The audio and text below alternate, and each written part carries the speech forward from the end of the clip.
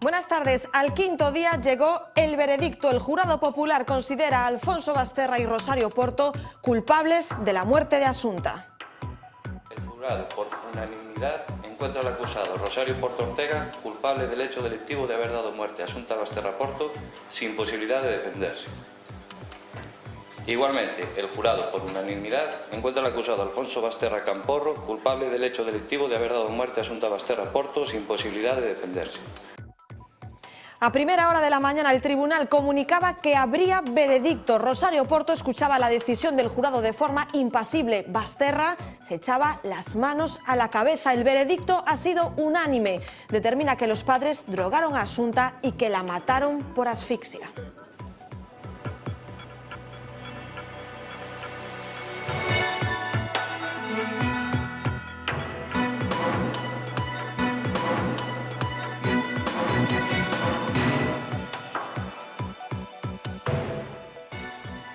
Además de ese veredicto de culpabilidad, el presidente del jurado popular ha tenido que argumentar punto por punto por qué han tomado esta decisión. Entre otras cosas, que acabaron con la vida de la niña con alevosía. El jurado fue incluso más allá que el fiscal al no rechazar la posibilidad de que Basterra fuese también en el coche estateo con la niña y la madre el día de su muerte. En unos minutos les damos todos los detalles de esta argumentación. Suministran de común acuerdo el lorazepam a Asunta Basterra Porto. El día 21 de septiembre del 2013 comieron los tres juntos en torno a las 3 y a las 5.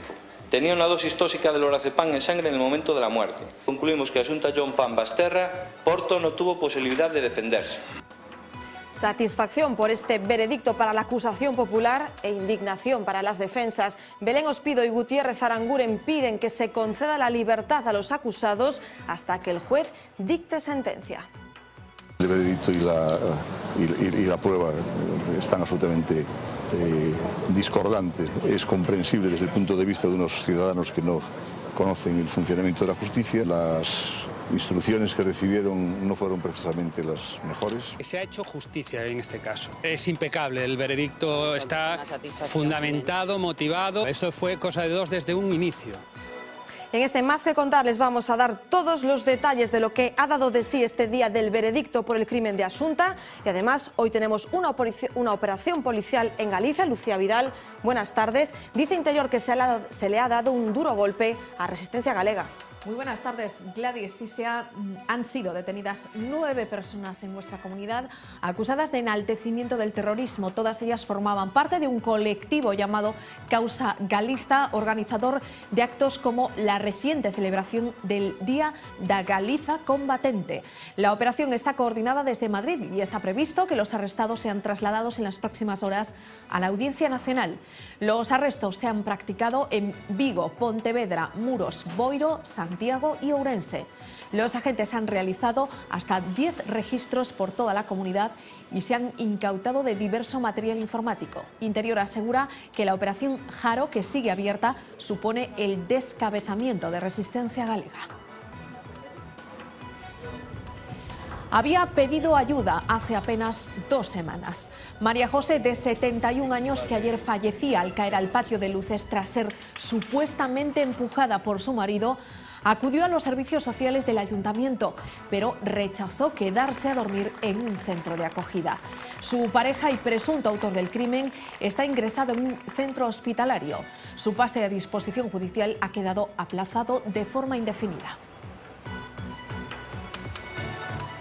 El considerado cerebro de la Operación Patos y principal imputado Enrique Pais se ha negado hoy a declarar ante la jueza que investiga esta trama de presuntos amaños de contratos públicos y recepción de regalos. El dueño de la constructora Iriña está acusado de sobornos y prácticas irregulares para conseguir obras. También de ejercer de mediador para terceros ante cargos públicos. Para el 10 de noviembre están citados Rafael Louzán, María José Bravo Bosch y José Manuel Figueroa. Mariano Rajoy continúa buscando apoyos políticos para hacer frente a ese desafío independentista desde Cataluña. Hoy el presidente del Gobierno se ha reunido con el líder de Ciudadanos y con el de Podemos. Y con resultados opuestos. Rajoy y Rivera están de acuerdo en que este es un asunto de Estado en el que los partidos deben formar frente común para frenar las aspiraciones de los independentistas. Sin embargo, Iglesias y Rajoy no están de acuerdo en casi nada. Pablo Iglesias ha anunciado que no apoyará al gobierno en un hipotético recurso ante el Constitucional. Considera que la vía judicial no es la respuesta y se muestra partidario de dejar que los catalanes voten su futuro en referéndum. Necesitamos fijar un acuerdo mínimo, un acuerdo en lo esencial, un acuerdo en lo importante, para que los españoles sepan que gobierne quien gobierne España. España no está en juego, España no es negociable y España no se rompe.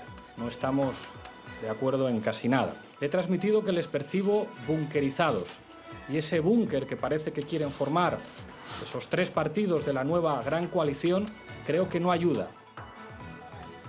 Cataluña no tiene dinero para pagar a sus farmacias. La Generalitat le ha comunicado al Colegio de Farmacéuticos que ya no les queda nada en la hucha para afrontar las facturas de los medicamentos. El sector ha denunciado insensibilidad y falta de previsión por parte del Gobierno. Y es que la Generalitat acumula con ellos una deuda de más de 330 millones de euros. No les pagan desde julio. La deuda seguirá además engordando, según el Gobierno, hasta que no les llegue alguna aportación extraordinaria. Lo que sí se podrá comprar por fin son los viajes del Imserso. El 11 de noviembre saldrán a la venta las primeras excursiones, aunque aquí en Galicia habrá que esperar al día 16. Este lunes los jubilados de todo el país comenzarán a recibir por correo las cartas con la acreditación necesaria para poder viajar esta temporada. Los primeros usuarios podrían hacerlo ya a finales de noviembre.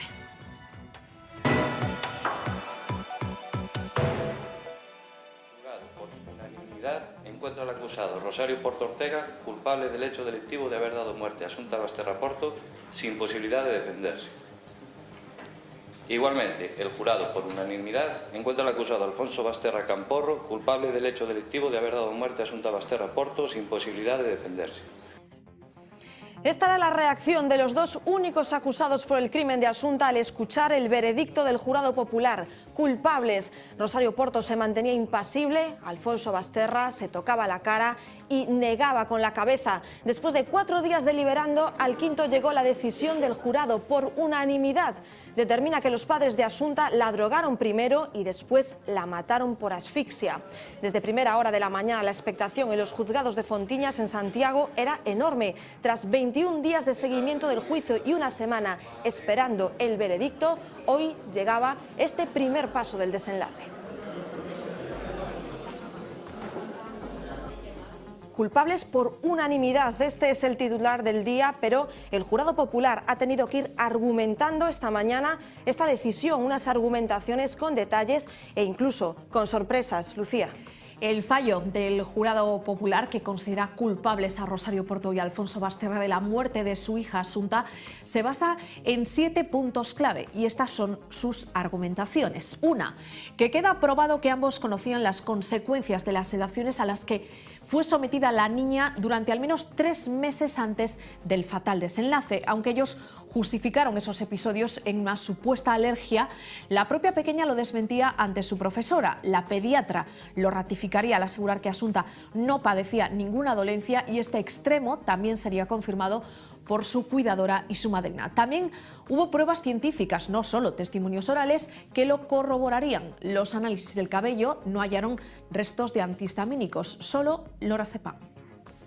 Suministran de común acuerdo lorazepam a Asunta Basterra Porto, porque ambos padres reconocen haber llegado a un acuerdo para administrar un antihistamínico para la alergia.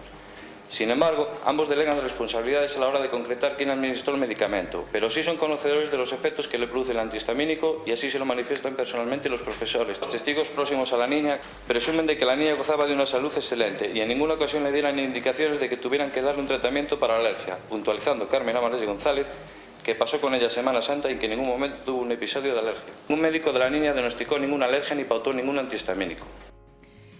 2. Que queda probado que Asunta y sus padres comieron juntos ese día, 21 de septiembre de 2013, y que ellos le suministraron a su hija una dosis tóxica de Orfidal entre las 3 y las 5 de la tarde. Se sabe por los resultados de la autopsia. Damos por probado que Alfonso era conocedor de que la niña estaba bajo los efectos del lorazepam porque el día 21 de septiembre del 2013 comieron los tres juntos en torno a las 3 y a las 5. También hay un testigo que ve a Alfonso con Asunta en torno a las 18:22, que según el informe del INT de la autopsia y el del UCC nos demuestran que Asunta estaría claramente afectada por el lorazepam a esa hora. 3, que queda probado que Alfonso Basterra fue quien compró grandes dosis del medicamento en cuestión antes del crimen. El jurado ve extraño, ese ha sido el calificativo empleado, extraño, que episodios de sedación previos a la muerte de Asunta coincidiesen con las fechas de la adquisición de pastillas en la farmacia. Alfonso Basterra Camporro, en su declaración, afirma haber retirado el día 5 de julio 50 comprimidos, el día 17 de julio 25 comprimidos y el día 16 de septiembre 50 comprimidos de la farmacia de la Rúa do Hórreo de Santiago de Compostela. Queda reflejado y comprobado en el libro de registro de psicotrópicos de dicha farmacia, así como en el informe del Sergas de las recetas electrónicas. Nos parece extraño que las adquisiciones del lorazepam por Alfonso coincidan con las fechas de intoxicación de la víctima. 4, que queda probado que Rosario Porto llevó a Asunta al chalet de Teo, donde se produciría el asesinato, probado gracias a la propia declaración de la madre, pero también a las grabaciones de las cámaras de seguridad. Consideramos que queda probado que Rosario y Asunta van juntas a la casa de Montouto, porque en su declaración del 1 de octubre de 2015 así lo relata. Por otro lado, en la cámara de la Galuresa a las 18:21, teniendo en cuenta un desfase de hora debido a la no sincronización de cámaras, se ve a Rosario y Asunta en el Mercedes-Benz, y así lo corrobora en su declaración el Guardia Civil W48128J del día 6 de octubre del 2015. Y en base a la declaración de Rosario Porto Ortega, las cámaras de la gasolinera de la Galuresa y el informe de la alarma de Montouto sitúan a Rosario y Asunta juntas en la casa de Montouto a las 18:33:53. 5, que no se puede negar que Alfonso fuese en ese coche con Asunta y Rosario. El jurado popular cree que el padre también estuvo en Teo. Por la declaración de Clara Baltar Lorenzo, que sitúa en la calle Alfonso con Asunta en torno a las 18:22, cerca de donde dijo Rosario que paró a coger una bolsa y a la niña, entendemos que Rosario no recogió a la niña en casa porque ya estaba en la calle con Alfonso, y entendemos que Rosario paró a recoger a ambos, ya que no hay nada que nos indique que Alfonso regresó a su domicilio. Por otro lado, las cámaras dejan claro que al menos Rosario y Asunta van en el coche. Sin embargo, en ninguna cámara se puede ver con claridad los asientos traseros del vehículo, por lo que no podemos descartar la presencia de Alfonso en él. 6, que las cuerdas naranjas que había en la pista de Teo, donde fue hallado el cuerpo de Asunta, son iguales a las que contenía la papelera del interior de la casa encontradas en el registro policial. Con esas cuerdas habrían atado de pies y manos a la víctima. Concluimos que los trozos hallados junto al cadáver y utilizados para atarla, así lo demuestran las marcas observadas en el cuerpo de la víctima al realizar el estudio de la autopsia, coinciden en sus propiedades físicas y composición química con el rollo de cuerda y uno de los trozos de cuerda de la vivienda familiar de Montouto. Y otro trozo de cuerda localizado en la pista forestal coincide en sus propiedades físicas y composición química con los otros dos trozos de cuerda localizados en la vivienda de Teo, como así redacta el informe realizado por el Departamento de Química del Servicio de Criminalística de la Guardia Civil. La actuación de Rosario del día 22 de septiembre del 2013, relatada por los guardias civiles J01305T y D35737A, nos hace pensar en la necesidad de Rosario de ocultar el contenido de la papelera, aún sin tener ella conocimiento de estos trozos de cuerda hallados en la pista forestal junto al cadáver, ya que la Guardia Civil no le había informado. A la pregunta directa sobre la cuerda naranja en la papelera, ella no sabe con qué contestar, y es Alfonso el que justifica que la utilizan los jardineros. El jardinero José Ramaguerra declara que no tiene acceso a la vivienda, que nunca entró y que no utiliza la cuerda naranja. Y 7, el jurado popular concluye que Asunta, drogada, no se pudo defender y que los padres la asfixiaron por sofocación. Basándonos en los informes realizados por el IMELGA y Aurelio Luna Maldonado y Joaquín Gamero Lucas, queda demostrado que la muerte de la niña fue por sofocación, porque en la autopsia hay una, y cito, discreta hemorragia nasal, hemorragia de celdas mastoideas izquierdas, laceración hemorrágica de la mucosa bucal y áreas de edema y hemorragia alveolar pulmonar. Fin de la cita. Por otro lado, a la pregunta de la defensa de Rosario Porto Ortega, ¿también ustedes discrepan respecto al tema de la asfixia por sofocación? Los forenses Aurelio Luna Maldonado y Joaquín Gamero Lucas responden, bueno, nosotros en lo que discrepamos es que haya habido una sofocación por fases. Por todo esto concluimos que la muerte se produjo por asfixia por sofocación. En definitiva, los 9 miembros del jurado por unanimidad dan credibilidad a todos los indicios y a las pruebas de cargo contra los padres y no dudan del escrito de acusación presentado por la Fiscalía. De hecho, Gladys, acabamos de verlo, van incluso un poco más allá. Después de las argumentaciones del jurado, turno de palabra para las partes. Las defensas empezaban a mostrar sus cartas. Los abogados de Porto y Basterra van a recurrir la sentencia y han pedido, el veredicto, y han pedido la libertad para sus defendidos hasta que haya una sentencia. La Fiscalía pide 18 años de prisión por asesinato con alevosía. La acusación popular, la pena máxima 20 años, fue en este momento durante la intervención de la asociación Clara Campoamor cuando vimos a Rosario Porto perder los nervios por primera vez. Ha sido un desarrollo continuado en un espacio temporal, al menos durante 3 meses, todo el sufrimiento que se le ha provocado a la víctima, ¿no? Y el desvalimiento precisamente de la víctima, porque es en el seno familiar donde se producen estos hechos. Obviamente las valoraciones de defensas y acusación popular eran esta mañana totalmente opuestas. La abogada de Basterra, Belén Ospido, rechaza el agravante por alevosía. Mantiene que no es un asesinato, como mucho un homicidio, algo que rebajaría la pena a 12 años de prisión. El abogado de Rosario Porto sigue proclamando la inocencia de su defendida y para la acusación popular hoy se ha hecho justicia. Para la asociación es el veredicto de que se ha hecho justicia en este caso. Es impecable, el veredicto está fundamentado, motivado en lo que nosotros decíamos desde un principio, que hay hechos y además pruebas de cargo, lo que hemos dicho nosotros desde un principio, que esto era un plan conjunto que ejecutaron en conjunto. Yo no noté ningún cambio, los vi como indiferentes, como no tuvieron ninguna reacción realmente que destacar.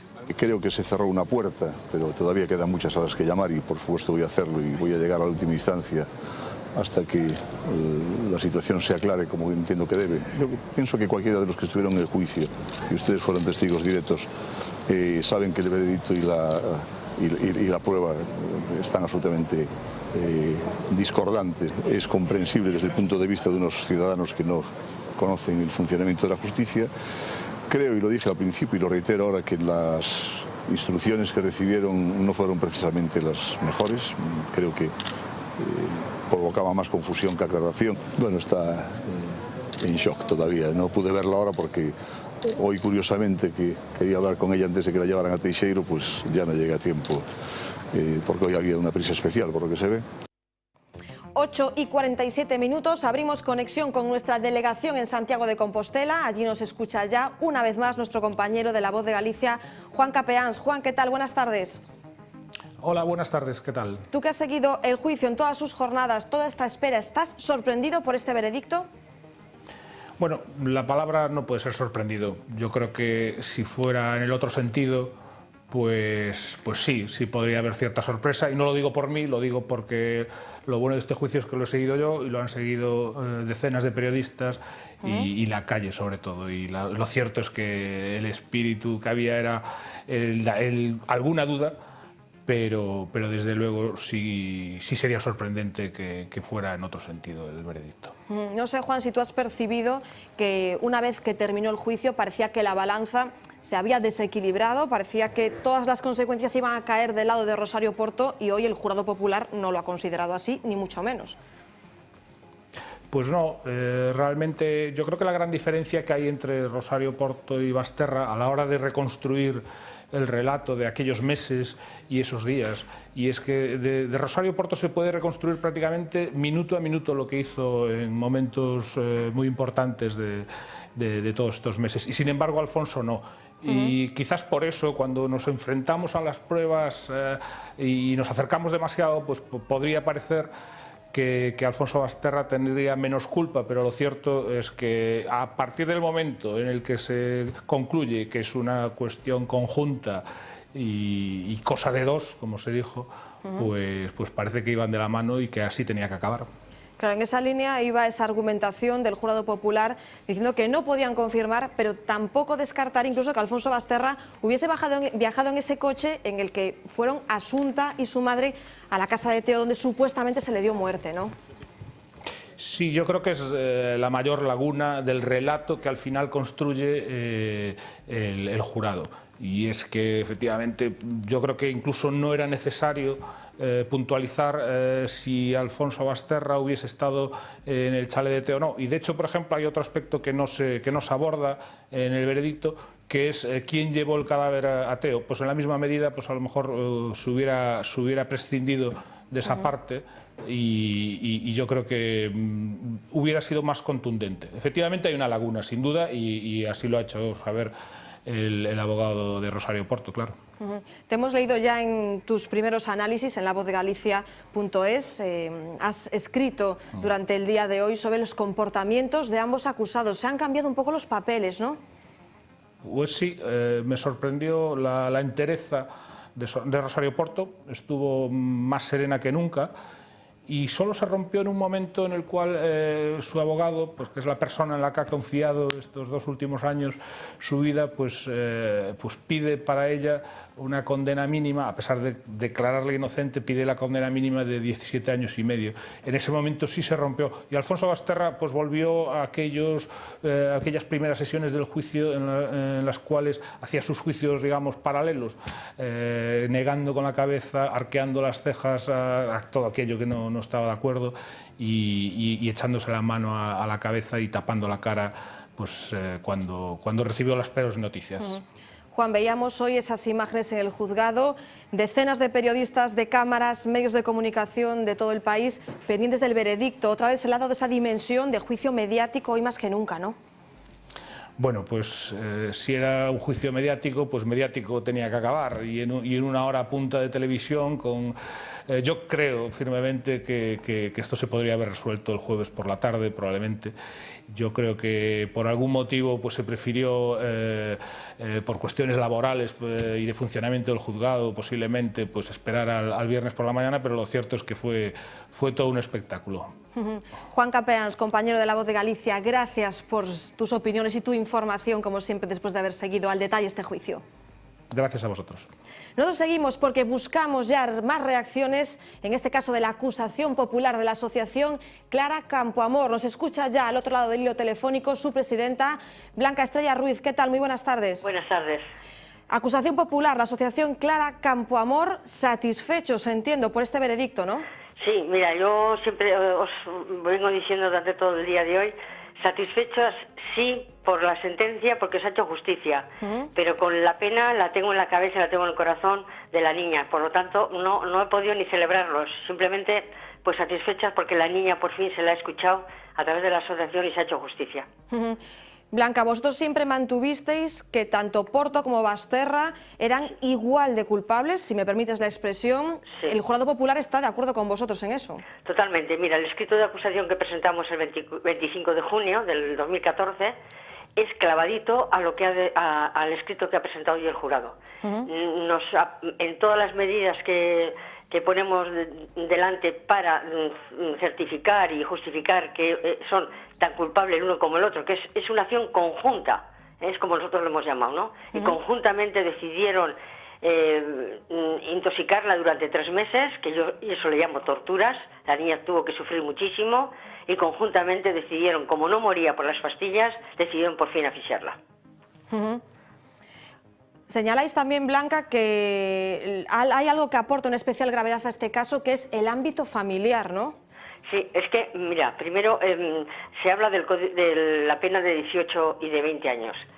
Hay un código penal antiguo, porque claro, el de ahora es prisión permanente revisable. Si el código penal contempla los 20 años, ¿cómo no se va a aplicar aquí los 20 años? Es una niña sola, sin familia, no se puede defender porque son sus padres que la están intoxicando. Es niña, es una niña adoptada y son sus propios padres quienes la matan. Y la matan durante 3 meses, no es un acto de un momento, ¿no? De una ceguera. Y por lo tanto, si el Código Penal dice que 20 años, ¿para qué está el Código Penal más que para aplicarlo? Si no nos sobra el Código Penal. Aquí, en este caso, y en algunos más de asesinatos a niños por parte de sus padres, como 2 casos más que tenemos en Galicia, que ya están condenados y sentencias firmes, que menos que 20 años, porque para eso está en el Código Penal, no creo que esté para adorno.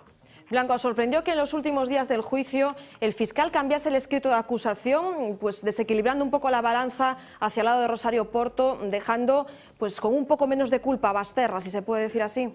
Nos preocupó, a mí personalmente he estado muy preocupada todos estos días. Lo que pasa que es verdad que detrás del fiscal la suerte es que intervino la acción popular mi abogada Rocío Beceiro, y Rocío Beceiro durante 3 horas que se tiró explicando las pruebas y explicando las razones y el porqué, sobre todo se dedicó más a Basterra viendo cuál había sido la postura del fiscal. Yo creo que es lo que el jurado ha visto, la intervención de la abogada, las pruebas de la abogada y las conclusiones que cómo llegaba la abogada a esa conclusión, ¿no? Yo creo que fue muy positivo, muy útil, pero sí es verdad, te confieso que hemos pasado unos días malos.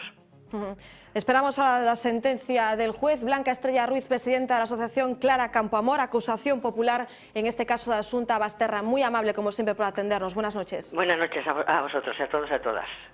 Hace casi una década que se recuperó en España la figura del jurado popular. Miles de acusados han recibido ya veredicto por este sistema, respaldado cada vez más por los profesionales del derecho. Son pocas las sentencias que se revocan, pero hay errores garrafales que han pasado ya a la historia. Entonces, ¿qué quiere? Solo que hablemos. ¿De qué tenemos que hablar? 11 pensamos que es culpable y nadie tiene dudas, excepto usted. 12 hombres sin piedad fue una de las primeras películas en mostrarnos lo que ocurre en el seno de un jurado popular.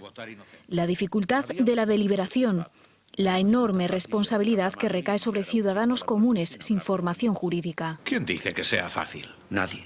Gracias a esta y otras películas americanas conocimos el jurado popular, pero lo cierto es que también ha estado presente en la historia jurídica española y siempre en los periodos de mayor democracia. La participación de los ciudadanos en la administración de justicia está recogida en las constituciones más liberales, incluida la del 78. Los tribunales de jurado se recuperaron en 1995 y desde entonces se han sometido a él más de 5.500 acusados, con veredictos a veces polémicos o claramente erróneos. El caso de Dolores Vázquez es paradigmático. Estuvo 17 meses en la cárcel por un crimen que no cometió. Yo no he matado a Rocío. Un jurado popular la declaró culpable del asesinato de Rocío Baninkoff. El azar quiso que apareciese una nueva prueba irrefutable que señalaba al verdadero asesino. Así confesaba ante los micrófonos José Carnero, conocido como Ochucán, el asesinato de Pilar Palacios. Acababa de ser exculpado por un jurado popular. Tras estas declaraciones, el juicio se anuló. Otro jurado le condenó a 10 años de prisión. También se anuló el veredicto por el crimen de la calle Oporto. En 2006, Jacobo Piñeiro mató a 2 jóvenes homosexuales en Vigo. Les asestó 57 puñaladas y luego prendió fuego al piso en el que estaban. Un primer jurado popular le absolvió del doble asesinato al entender que había actuado en legítima defensa. El TSJG y el Supremo consideraron ilógica esta decisión. Un segundo jurado lo declaró culpable. Pero también hay casos de veredictos aplaudidos, como el de José Bretón, acusado de matar y quemar a sus hijos, o el de la noyesa Mónica Juanatey, acusada de matar a su hijo y esconder el cadáver en una maleta. En ambos casos, el juez ratificó punto por punto la decisión del jurado popular. En los 90 comenzaron a celebrarse los primeros juicios con jurado popular de la democracia. Fueron seguidos con mucha expectación por parte de la sociedad y muchos nervios por los que se veían en la tesitura de decidir con su veredicto el futuro de una persona. Así lo asegura Jorge Pernas, fue miembro del primer jurado popular de la Audiencia Provincial de Lugo. Hace 19 años, pero recuerda perfectamente aquel sentimiento de responsabilidad. Os nervios pois embárgante porque é unha cousa desconocida, era o primeiro xurado popular na democracia, pois claro, embárgache as dudas porque os abogados da defensa pois tiran pola absolución do imputado, non? No noso caso pois non foi moi difícil o veredicto, dado que o acusado sempre reconoceu os feitos, nunca negou os feitos, entonces non houve un maior problema. Si recordo que algún miembro do propio xurado pois non vía mellor con a claridade que o víamos o resto. Non se tratou de convencelo, pero senón de facerlle ver que se o acusado sempre reconoceu os feitos, tampouco nosotros non tiñamos moito máis que deliberar, non podíamos decir outra cousa, non? Estamos trasladando unha decisión ao pueblo, a ciudadanía, que non estamos pois preparados. O xurado popular, baixo o meu criterio, pois é bastante manipulable. Depende o entorno e a causa polo que seña, pois xa moitas veces parece que xa vai cun veredicto predeterminado. O caso da Xunta, pois eu non me gustaría estar no papel do xurado. Por mandato, por lei, hai que cumplila. Ahora, por voluntad e voluntario, non. Nos detenemos unos minutos. A la vuelta, más análisis sobre este veredicto por el crimen de Asunta Basterra.